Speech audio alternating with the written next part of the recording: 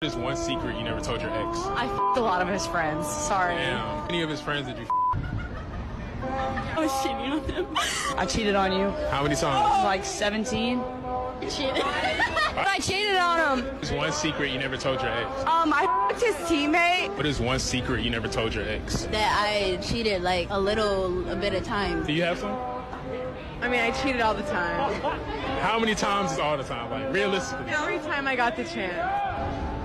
What is the worst thing an ex has done to you? Nothing, honestly. My ex has actually been really good to me. What's the worst thing you did to an ex? I cheated Sensational. because he accused me of cheating, so I decided I was actually gonna go do it. Who did you cheat with? A lot of people. How many people? Maybe 4 or 5. Jesus Christ. He never found out. I was found slick with out. it. I was slick. slick with it. Yeah, I got away with that shit. If Jesus can't save these, why are you trying? Amazon giant, like muscular women just like would crush the pelvis. It's Okay, well, listen, I'm not trying to hurt anybody. Okay. I just you and you, I'm sorry, lay you until, you know, like you're like, oh my God, I have no more inside my body anymore. The is wrong with this lady? Like, you'll never want to cheat on me.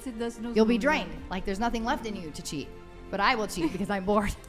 wait. So, wait. Wow, that just got deep. What about you? Oh my God. So this actually, okay. So I was on another podcast and this clip went viral of me saying that I love cheating. It's actually my biggest fantasy. So, yeah. Oh, I can't even keep up. Okay. I know. Your Listen, biggest I told you I was a fantasy- 7. If you want to rate that higher, you go right ahead. Wait, your biggest fantasy is Cheating. Not you even my cheating. biggest. It's like one of my fantasies. I'm a little about. So, listen. Well, Yes. explain the cheating thing. Explain that word. Wait, so Can I buy a vowel? Okay, so listen, cheating, it's not that difficult. You're with someone or they're with someone. I don't even have to be with someone, but if you're with someone and you have a girl, I'm gonna sit on your and be like, isn't my tighter? Isn't it better? Isn't that just hot? Oh, you want the competition. No. I'm a competition in myself. Like, I just have to, it's not even that I have to win. Wait, you it's want? like, Hold on. You want to cheat on the guy, or you want the guy to cheat on you? Either. It's so She hot wants a either girl way. in the like, picture so he can say who he prefers. Not 'cause even. I've been in relationships and I'm like cheating with someone else and I'm like, this is so hot. The podcast is actually 10 minutes long. Who cheats more in relationships, men or women? This provocative question has been the subject of countless debates, stirring up a whirlwind of opinions and beliefs. For the longest time, society has been led to believe that men are the culprits, more likely to stray from a committed relationship. A stereotype that has been etched into our minds, but is it really the truth?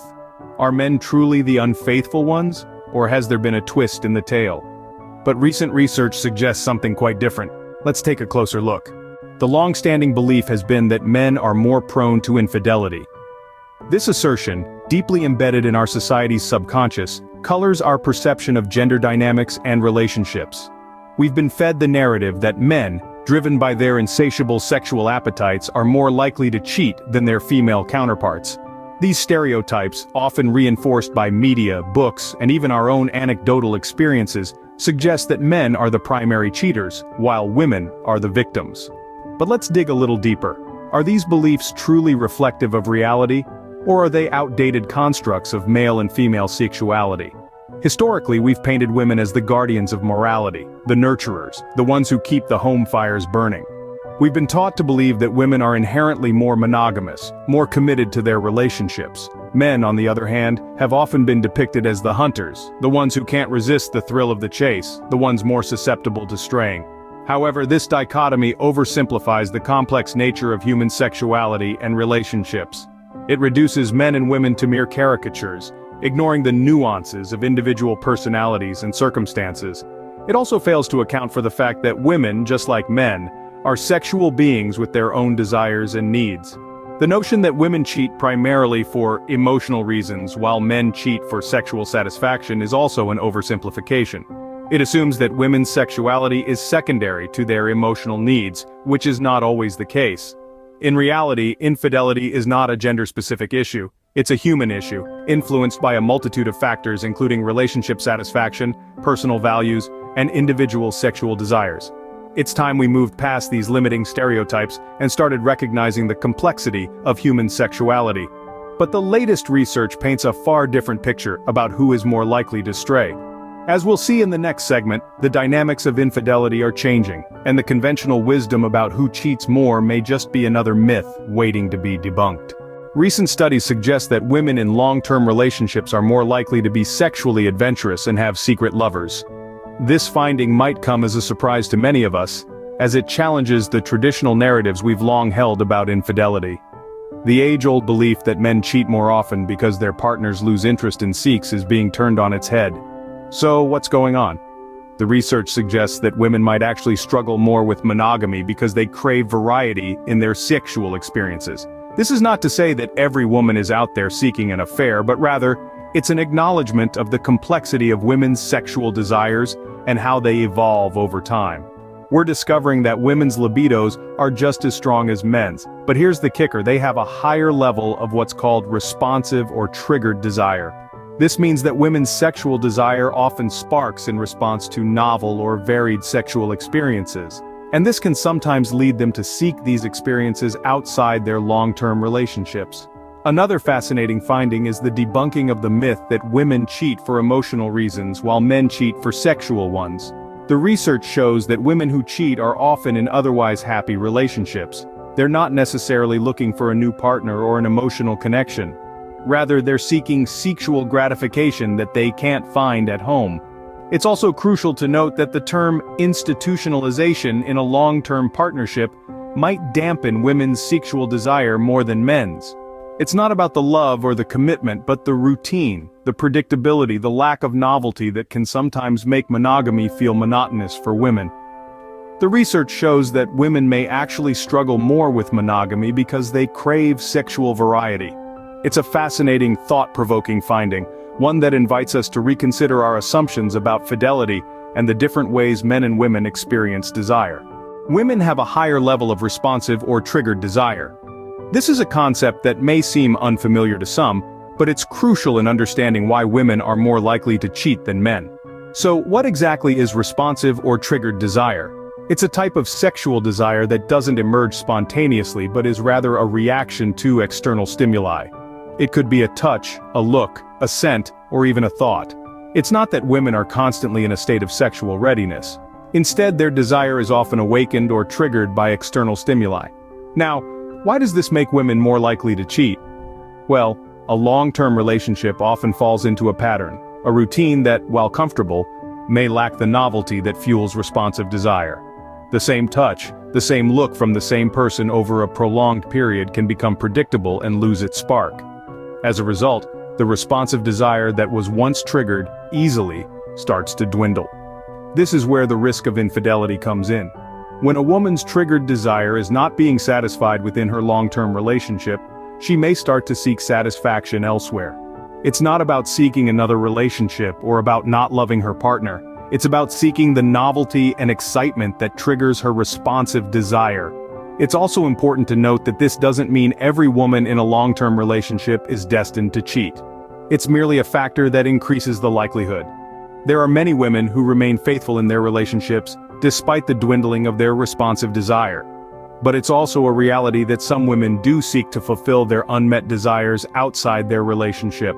In conclusion, the concept of responsive or triggered desire is a significant piece of the puzzle when trying to understand why women are more likely to cheat than men. It's about understanding that women's sexual desire can be more complex and nuanced than we often give it credit for.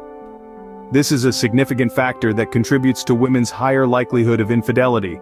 Open communication about sexual desire and variety can curb the likelihood of infidelity. Communication, often hailed as the lifeblood of relationships, holds immense power. It's the cornerstone of understanding, the bridge to intimacy, and the key to unlocking a fulfilling relationship. When it comes to sexual desire and variety, the significance of communication becomes even more pronounced. Let's be honest, talking about sex can be uncomfortable, and our societal norms don't always encourage such conversations. However, it's in these open exchanges where we find the potential to build deeper connections and prevent infidelity. Imagine a relationship where each partner understands the other's desires, the nuances of their needs, and the subtleties of their fantasies. They aren't left guessing or making assumptions, but instead, they have a clear map to navigate the landscape of their shared intimacy. This level of understanding doesn't sprout overnight. It's a product of consistent, open, and honest communication about sexual needs and desires. But it's not just about talking. It's about listening too. It's about allowing your partner to express their desires, about being open to exploring new facets of your sexual relationship together. This could mean trying new things, embracing change, and stepping out of comfort zones. When partners are able to express their sexual needs openly, they create a safe space for exploration and satisfaction within their relationship. This can rekindle the spark, bring novelty to their intimate encounters, and ultimately, decrease the chances of seeking sexual satisfaction elsewhere. Through such communication, the relationship itself becomes the adventure, the source of novelty and excitement. It's no longer about seeking these experiences outside the relationship, but about discovering them within it. Remember, every relationship is different and there's no one-size-fits-all approach. What's important is fostering an environment where both partners feel heard, understood, and satisfied. It's about creating a space where both partners can express their desires and work together to fulfill them. Open and honest communication about sexual needs and desires can prevent infidelity and keep a relationship strong. So, are women really more likely to cheat than men? We've traversed a fascinating journey, puncturing myths and uncovering realities about infidelity and gender. Indeed, the conventional belief that men are more prone to cheating has been challenged by recent research findings, suggesting that women, especially those in long-term relationships, are more likely to seek sexual adventure outside their primary partnerships. We've delved into the concept of triggered desire, where women's libidos, just as potent as men's, are more responsive to novelty and variety. The study further illustrates that the institutionalization of long-term relationships can dampen women's sexual desire more than men's, leading them to seek new and exciting experiences elsewhere. While the research suggests that women may be more likely to cheat, it's important to remember that infidelity is not always inevitable. If you like this video, please don't forget to smash that like button, subscribe with bell notifications, and share.